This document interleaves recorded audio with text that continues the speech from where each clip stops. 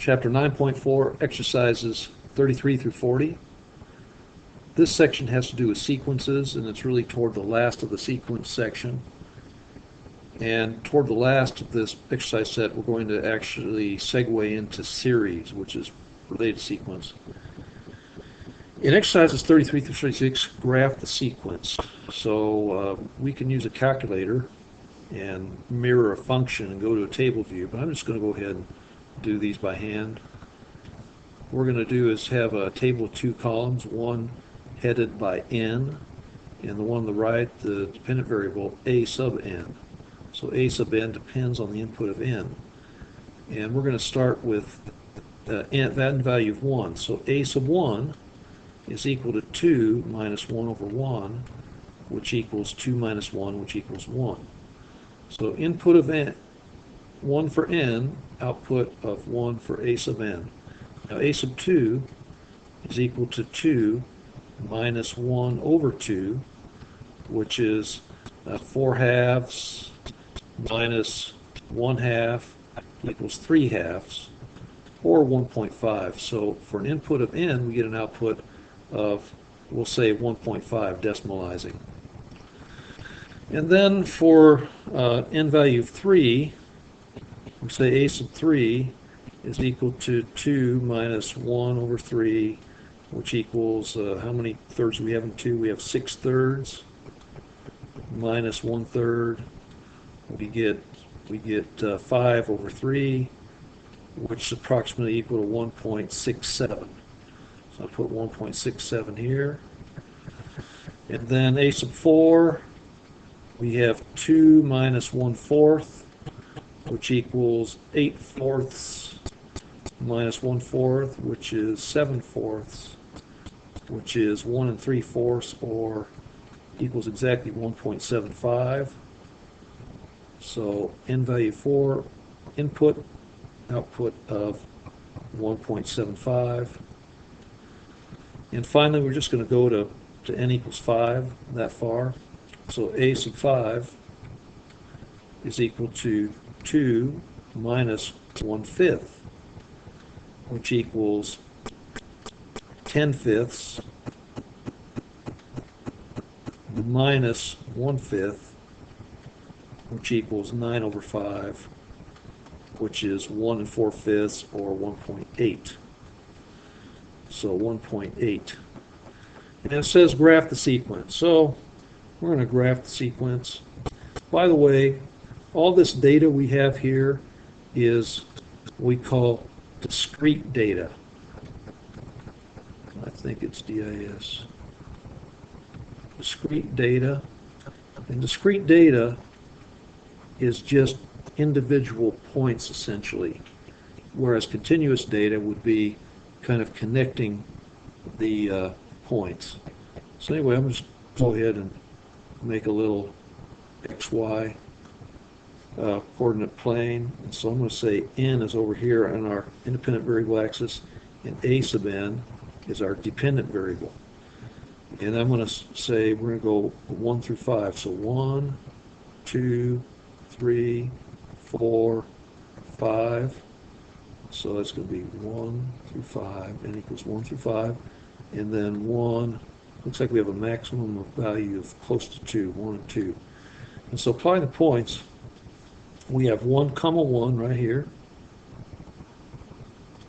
We have 2, 1.5, so that'll be about right here. We have 3, 1.67, which is going to be right about here. And then 4, 1.75. So we're still increasing. And then 5, 1.8. And so if we follow, well, I'm going to just draw this. If we made this continuous function, it would look something like this. Right? And it would get to a what we call a horizontal asymptote of 2. But we don't have that. Why not? Because we just have discrete data, which means we just have individual points. And so that's what it's going to look like. This is an example of a convergent sequence. And what does this sequence converge to? converges to 2, to a value of 2. If we take this out, put a real large number here, we're going to converge to 2. Next, on our problem, we're going to look at 34. You can just draw a table, same thing. Input of n on the left side of the table, output of a sub n on the right side. 35, we have c sub n equals n squared minus 5. So same process we did before. Make a table. We're going to have n, comma, a sub n. Output, just advance 1, 2, 3, 4, 5. So if we have, say, c sub 1 is going to be equal to, we just put in 1, so we're going to have 1 squared minus 5, which is going to be 1 minus 5, which equals negative 4. So negative 4.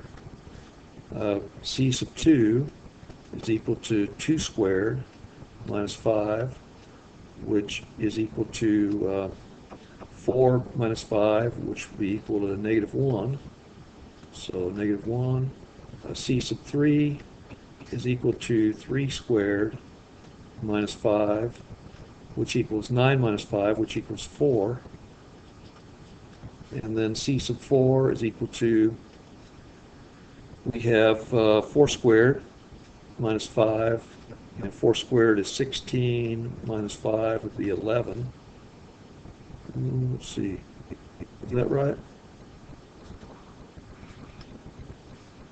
4 squared minus 5, 16 minus 5, I think that's right.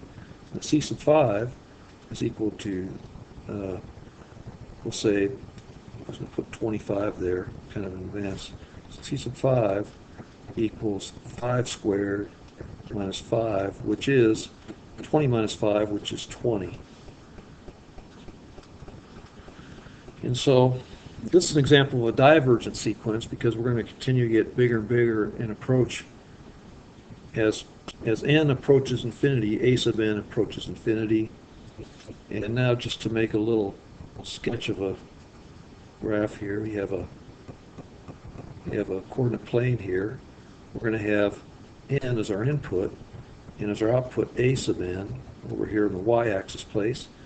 And we're going to get up to 1, 2, 3, 4, 5. I don't know if we're going to get to 5. And then here in the dependent quantity, we have negative 1, negative 2, negative 3, negative 4 down here. And then if we take 1, we get negative 4, input of 1, output of negative 4. So right here. And then, see, going up the y-axis, 1, 2, 3, 4, 5, 6, 7, 8, 9, 10, 11. I think we'll just do 4 points here. So we put in 2, input of 2, output of negative 1. Okay, next one, input of 3, output of 4. So there's input of 3, and we go up 1, 2, 3, 4. So somewhere over here. And then finally, if we have input of 4, we get an output of 11. So 4, 11 will go right up here. So we have a kind of quadratic. If we graph the function, we would get this quadratic function type graph. But obviously, we're talking again about discrete data. So we're not going to do that. This is all we're going to have. Next, on our problem, we get on to 37. We have rainforest growth. The Bunji tree in the Amazon rainforest grows an average of 2.3 centimeters per week. Write a sequence that represents the weekly height of a Bunji tree over the course of 1 year if it is 7 meters tall today.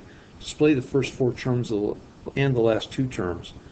Well, in this case, we have a little bit of a problem in that we have an inconsistency of units here. We have a height of the tree currently of 7 meters, yet we have a D of 2.3 centimeters. Now, what is the meaning of D? D is equal to what? We call it a common difference. Now, are we actually going to have a tree that grows exactly 2.3 centimeters? every week? No. But remember, it says this is an average, right? This 2.3 centimeters is an average, so it's kind of what we might expect. So this 7 meters, I want to change these 7 meters to 2.3 into centimeters. I'm going to do that by multiplying 7 times 100. So 7 meters is equal to 700 centimeters. So we're going to find, we'll say A sub n, or A sub 1, excuse me, is equal to 700 centimeters, because that's our starting value.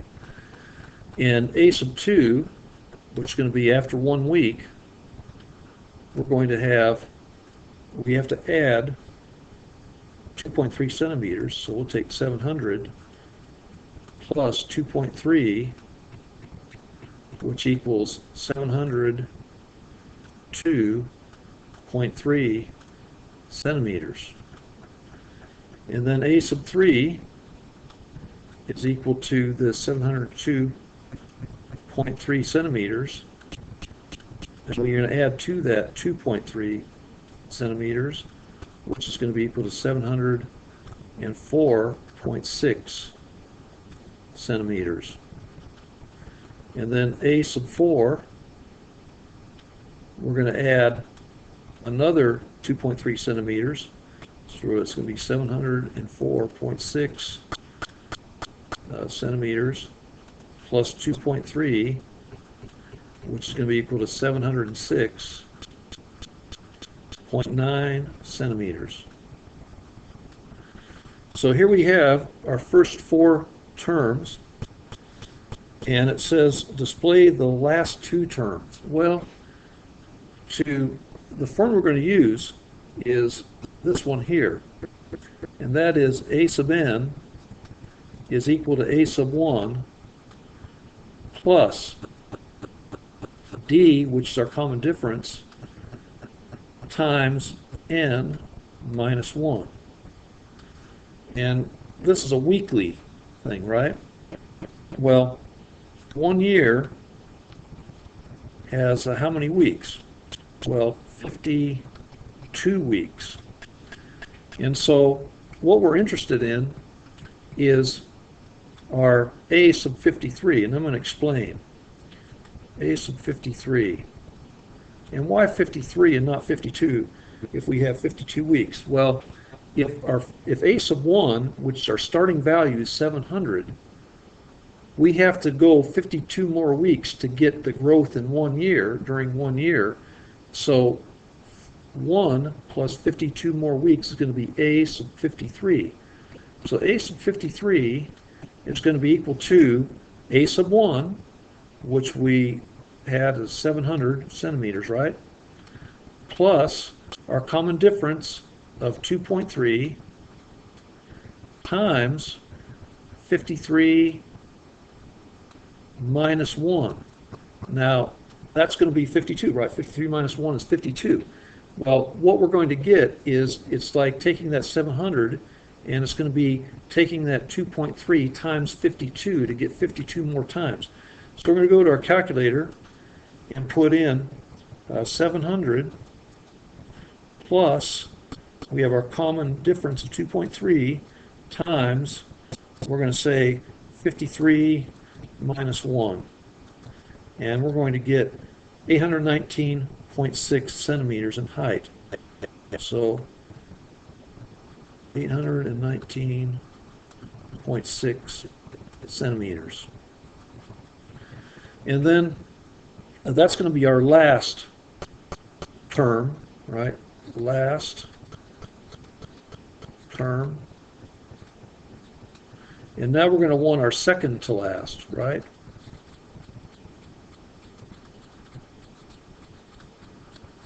Well, we could use the same formula, right? It's going to be A sub 52.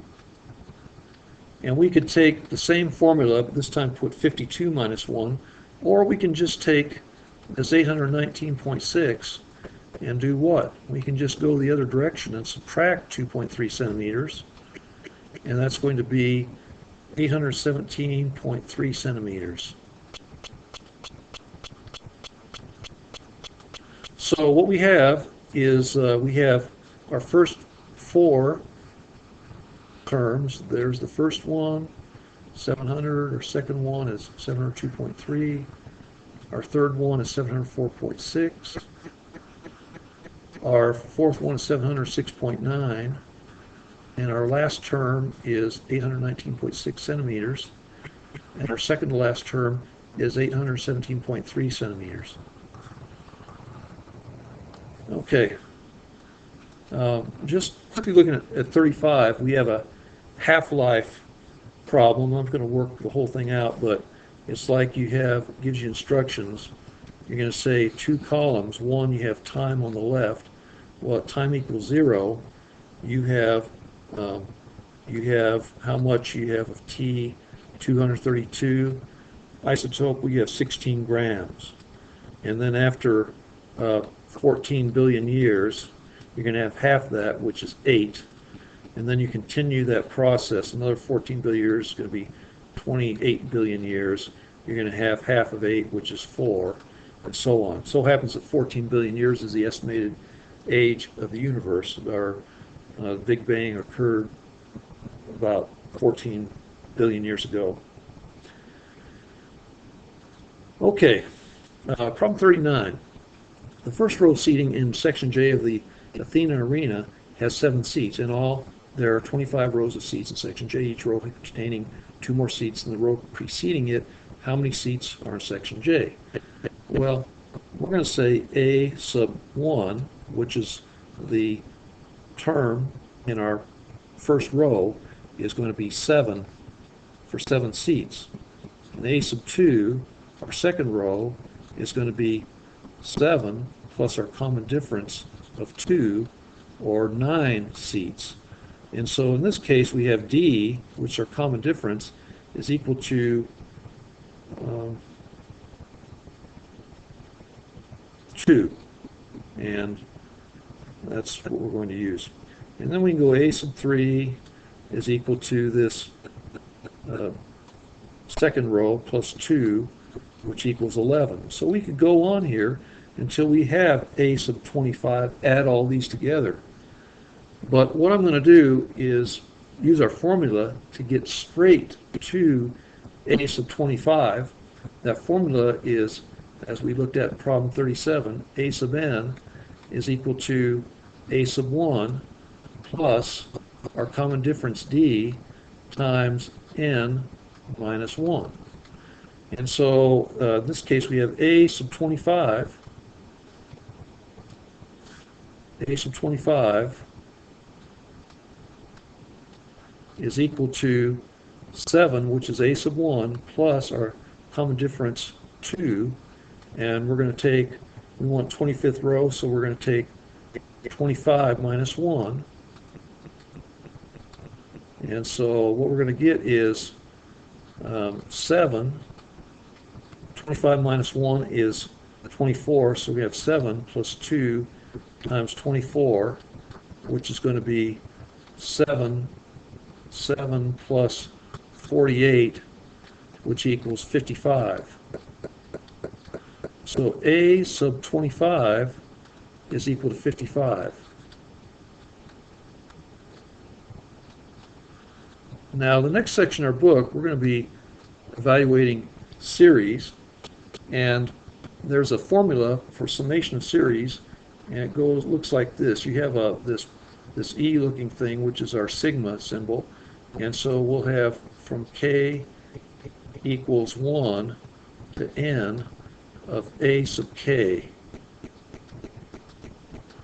So we're going to, our formula for this is we have N, our number of terms, by 2, and this applies for arithmetic series only, times A sub 1 plus A sub n. So in this case, what we have is we're going to find from K equals 1 all the way up to 25 of a sub k. And that's going to be equal to our number of terms, which is 25, divided by 2, times our first term, which is 7, plus our last term, which is 55. So our summation is going to be, we'll go to our calculator. Okay, we're going to put control, we'll put 25 over 2 times, we have a sub 1, which is 7, plus a sub 25, which is 55. We're going to get 775 seats. And so that's going to be it, 775 seats. And so that is our answer to problem number 39. Good luck. I hope this is a good segue into our section and series. Good luck on your even number problems, and thanks for viewing.